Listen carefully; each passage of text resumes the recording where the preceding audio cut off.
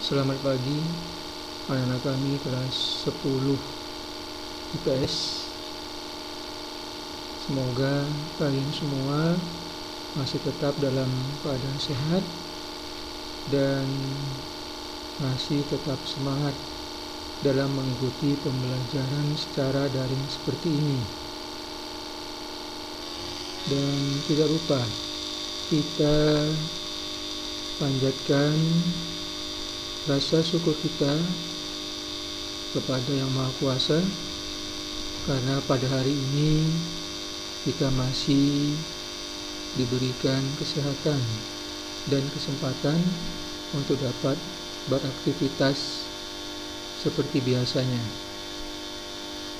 Baiklah anak-anak kami kelas 10 IPS, pembelajaran lintas minat fisika hari ini masuk kepada bab berikutnya, yaitu tentang vektor.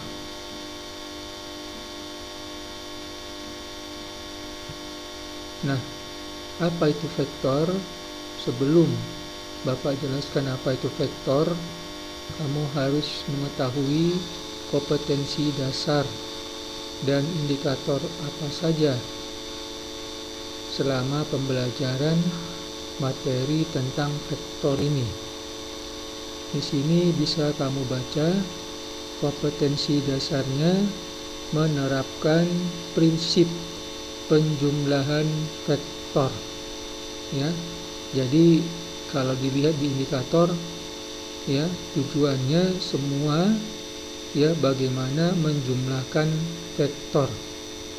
Ada nanti beberapa metode dalam menjumlahkan vektor. Ada metode grafik ya dan ada metode analitis. Tapi sebelum masuk ke situ ya kamu harus mengetahui apa itu vektor.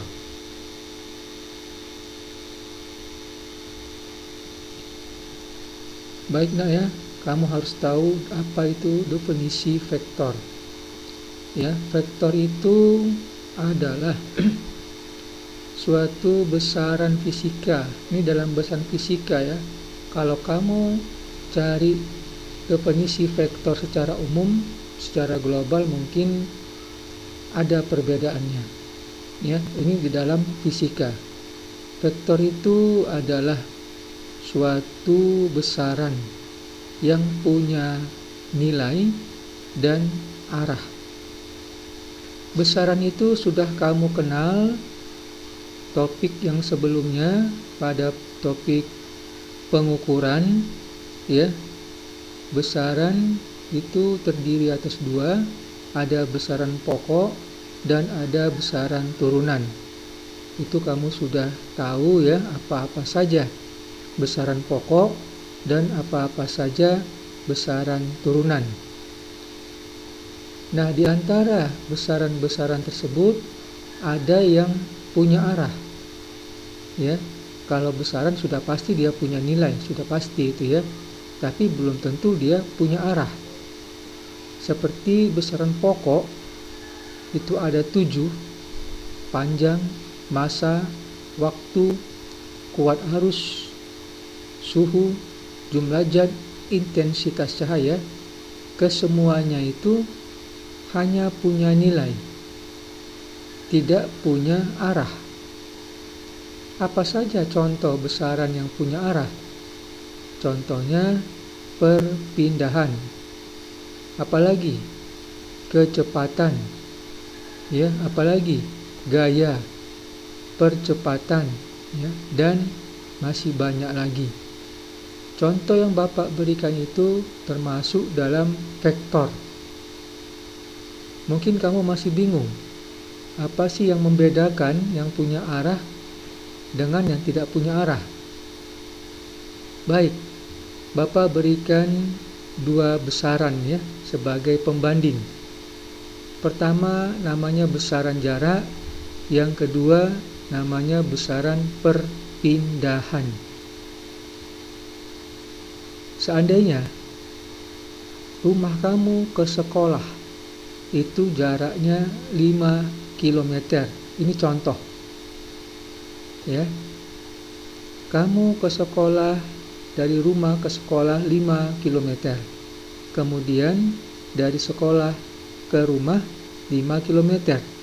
Jadi kalau ditanyakan berapa kilometer kamu pulang pergi dari rumah ke sekolah, sekolah ke rumah, pasti kamu sudah bisa menjawabnya. 10 km. Tetapi kalau ditanya berapa perpindahannya, iya, belum tentu 10 meter, karena perpindahan itu merupakan besaran vektor yang dipengaruhi oleh arah. Jadi kalau ditanyakan berapa perpindahannya, perpindahannya itu 0. Karena kamu ke sekolah, umpama arahnya ke kanan, kemudian sekolah ke rumah kamu arahnya ke kiri, ya. Nah, jadi pengaruh arah kembali ke semula, maka perpindahannya itu 0. Nah, itulah contoh yang Bapak berikan, dua besaran untuk membedakan antara besaran skalar dan besaran vektor. Ya. Nah, untuk lebih lagi mencari contoh-contoh lain, nanti bisa ya kamu lihat di buku, ya, ataupun melalui media-media yang lain. Berikutnya, apalagi yang harus kamu ketahui tentang vektor ini, yaitu bagaimana menyatakan suatu vektor.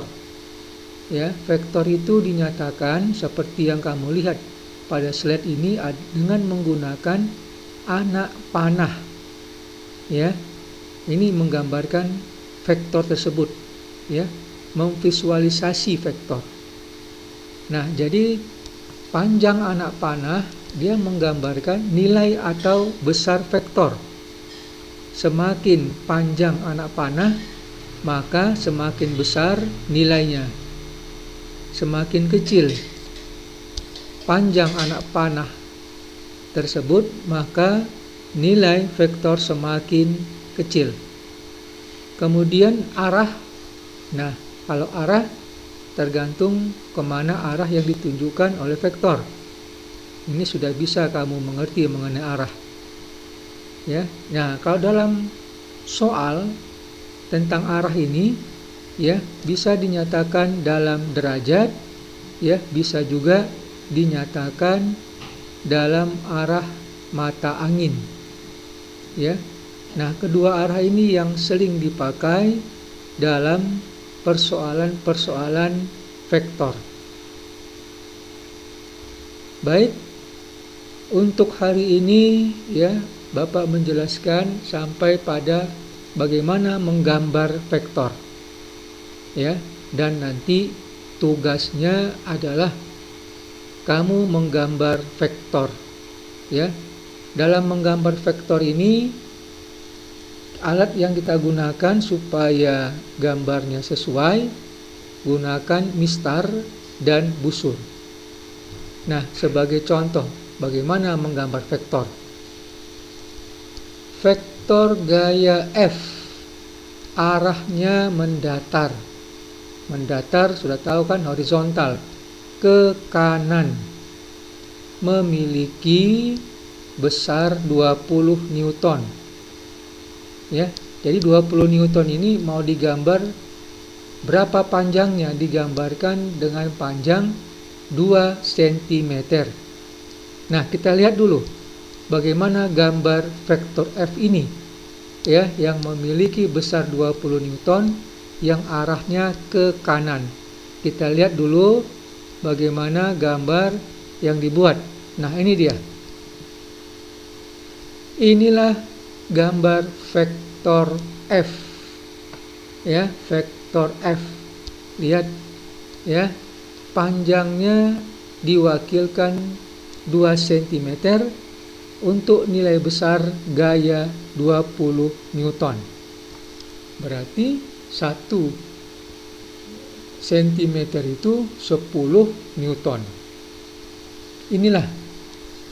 Ya, coba perhatikan nak ya. Tinggal menggambar garis seperti ini saja. Ya, ini vektor F. Nah, kita lihat lagi ya berikutnya. Kita coba dulu menggambar vektor gaya P yang besarnya 10 Newton dan membentuk sudut 30 derajat terhadap F. Ya, sekali lagi ya. Gambarkan vektor P yang besarnya 10 Newton dan membentuk sudut 30 derajat terhadap F. Bagaimana ini gambarnya? Ya, 10 Newton itu panjangnya berapa? Tadi di atas sudah ditentukan 1 cm mewakili 10 Newton. Jadi panjang ya vektor gaya P tadi ini dia panjangnya 1 cm. Di sini sebagai tambahan harus dibuat hurufnya ini. Huruf P. Ya, huruf P. Yang di sini huruf F.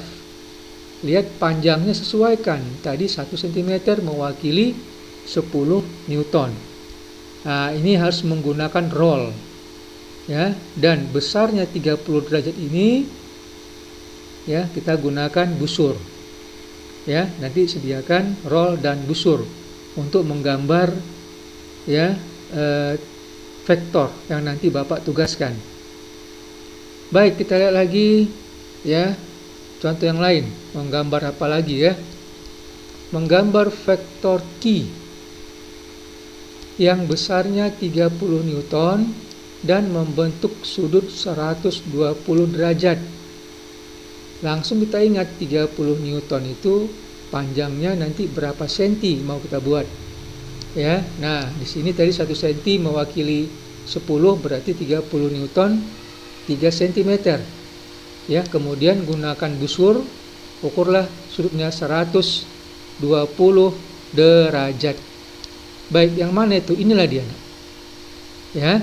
Ini vektor F tadi yang panjangnya 2 cm yang mewakili 20 Newton. Nah, ini dia vektor P tadi ya. Q ya, vektor Q. Ya, vektor Q. 30 Newton diwakilkan 3 cm dan sudut yang dibentuknya 120 derajat. Dari mana ini? Gunakan busur. Ya, kamu gunakan busur. Lihat dari angka 0 sampai angka 120. Ya, ini. Ya. Oke, yang terakhir. Ya. Yang terakhir. Gambar vektor gaya R yang besarnya 50 Newton membentuk sudut negatif. Loh, kalau negatif bagaimana itu? Ya. Nah, ini ada perjanjian. Kalau dia positif, kita menggambar sudutnya berlawanan arah jarum jam. Kalau dia negatif, besar sudutnya ya kita ukur searah gerak jarum jam. Ya, itu dipahami ya. Jadi untuk vektor yang terakhir ini R, kita lihat panjang dia kan, karena dia gayanya lebih besar 50 Newton. Jadi diwakilkan dengan 5 cm. Inilah gambarnya ya, dan ini besar sudutnya minus 60 derajat. Baik Nak, ya itulah pembelajaran kita pada hari ini. Kamu harus memahami bagaimana cara menggambar vektor itu lebih dahulu. Baru pertemuan berikutnya bagaimana menjumlahkan vektor menggunakan metode grafik. Dan ada tugas di sini ya. Tugasnya menggambar vektor, gunakan roll dan busur. Ya. Gunakan roll dan busur. Baik Nak, ya itu saja yang Bapak sampaikan. Ya. Nah, silakan kamu kerjakan tugasnya.